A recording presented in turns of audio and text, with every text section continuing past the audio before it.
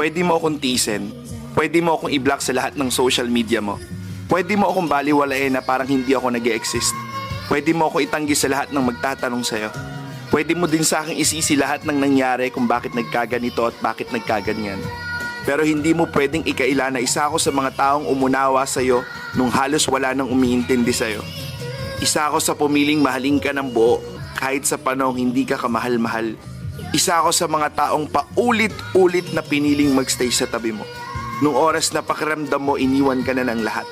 Isa din ako sa mga taong piniling unahin ka kesa ang sarili. At hindi mo kasalanan yun kasi choice ko yun. Isa din ako sa mga taong minahal ka ng sobra-sobra. To the point na wala na akong inisip kundi ang mapasaya ka.